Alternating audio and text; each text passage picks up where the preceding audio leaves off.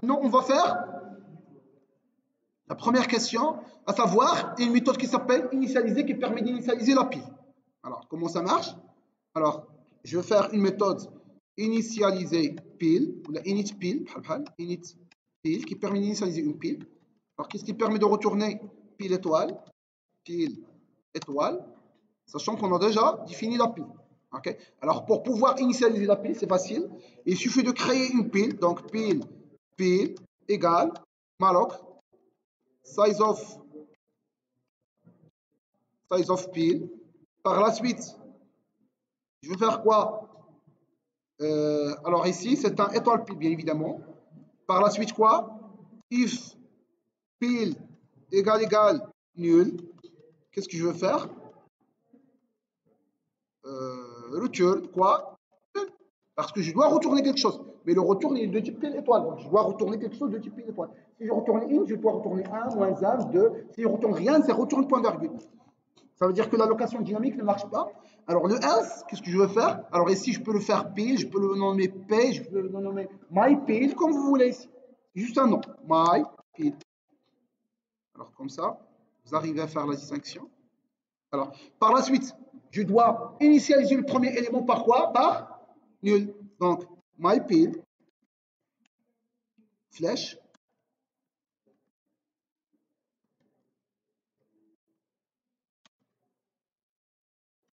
premier égale nul. Donc, cette méthode simplement permet d'initialiser la pile et je retourne my pile. Ça marche? Donc, c'est ça la méthode initialisée. Elle permet d'allouer la mémoire pour la pile, tester l'allocation dynamique, est-ce qu'il marche oui ou non, et par la suite,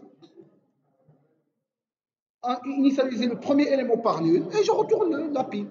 Okay. Maintenant, je vais faire la méthode push. Alors, ça veut dire quoi la méthode push? Qui permet d'ajouter un élément, c'est ça? Alors, initialiser, on vient de le faire. Push, c'est empiler en français. Alors, je vais le faire, la méthode empiler. Rapidement, je vais le faire. Donc, empiler, ça permet de retourner void. Donc, empiler. Alors, pour pouvoir empiler, il faut avoir du data. Le data ici, ça s'appelle TObject. D'ailleurs, c'est ça ce qui supplie l'UTP, TObject E. Je vais faire TObject. Alors, je vais copier-coller TObject. Et je peux l'appeler data par exemple. OK? Alors, pour pouvoir empiler, bien évidemment, empiler, il faut avoir quoi comme paramètre? La pile.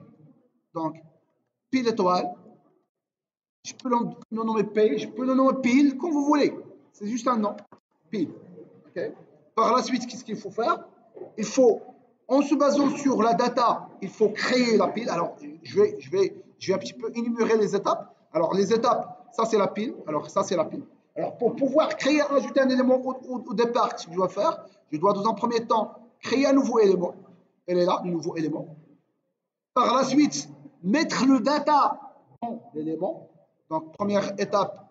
Donc, première étape, créer un nouveau élément.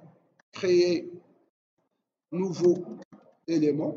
Alors, le nouveau élément, il contient nouveau élément via l'instruction de malloc qui permet d'initialiser l'élément. Alors, la deuxième étape, qu'est-ce qu'il faut faire?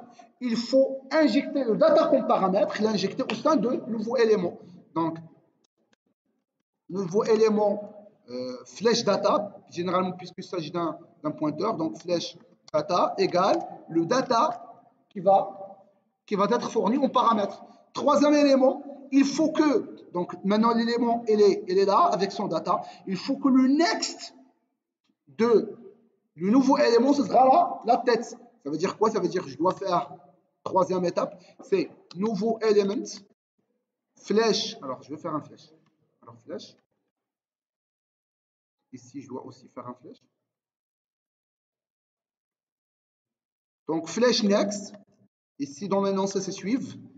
Le suivant, ça sera quoi? Le suivant de ce nouveau élément, ça sera la tête. Alors comment j'accède à la tête? C'est via pile, flèche premier, c'est le premier élément. Par la suite, alors maintenant, le nouveau élément, le next du nouveau élément, ça devient la tête. Ok, ça devient le premier élément de la pile. Mais le premier élément de la pile, il est toujours ici. Donc, il faut maintenant transformer le premier élément, au lieu que ça sera ici, il doit être ici. Donc, c'est ce qu'on va faire via la quatrième étape. Ça veut dire quoi? Ça veut dire pile, flèche premier,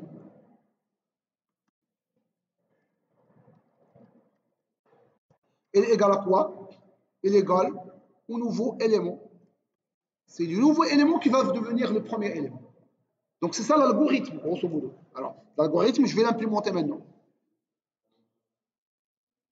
Alors, je vais créer un nouveau élément. Alors, comment je vais créer un nouveau élément? C'est malloc aussi. Malloc, alors, le nouveau élément, c'est un t-element. Alors, je vais faire comment? Je vais faire ainsi un t-element. T-element, my-element. Alors, je vais tester sur my-element, est-ce qu'il est nul, oui ou non. Alors, je vais faire un retour, une point virgule, puisqu'il s'agit d'un void. Et par la suite, je dois respecter la deuxième étape, ça veut dire nouveau élément data. Donc, je vais copier l'ensemble des data du nouveau élément. Nouveau élément, n'oubliez pas que c'est un élément. Alors, oui, le nouveau élément. Et l'élément, il contient le data plus un pointeur sur l'élément suivant. Donc, maintenant, je dois copier-coller le data ici dans le nouveau élément que je viens de créer. Donc, comment je vais faire? Donc, nouveau élément, my-element. My-element, c'est un pointeur, donc il faut y accéder via flèche. Donc, my-element, flèche data, my-element, flèche quoi? Fois obj, fois flèche, my-element. Qu'est-ce qu'il a? Non, non, my-element, c'est un pointeur. Donc, il faut y accéder via flèche. Il n'y a pas de problème.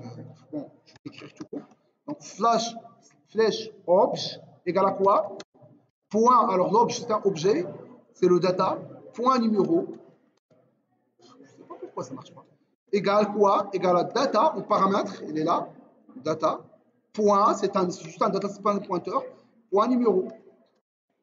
Par la suite, je vais faire la même chose, mais avec le name, mais tout en faisant là, la méthode strcpy, qui permet de copier. Ici, le name. Le name sans E. Ah oui, sans E. Ça, c'est difficile.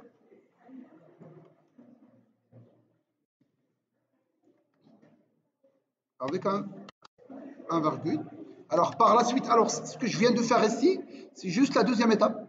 La deuxième étape, ça veut dire le data. Je vais remplir le data.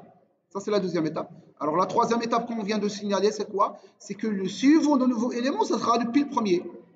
Donc, ce que je veux faire, donc, my-element, flèche next.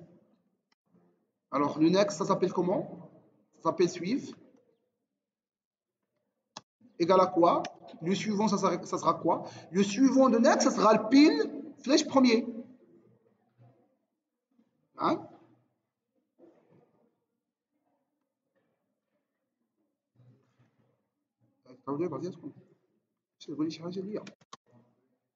Donc c'est ça, donc le suivant de nouveaux éléments, ça sera plutôt le premier. Maintenant, le premier, il pointe toujours sur maintenant la deuxième case, le premier. Pourquoi? Parce qu'il est toujours le premier. Okay? Maintenant, il faut pointer le premier sur le nouveau élément. Ça veut dire quoi? Ça veut dire qu'il faut faire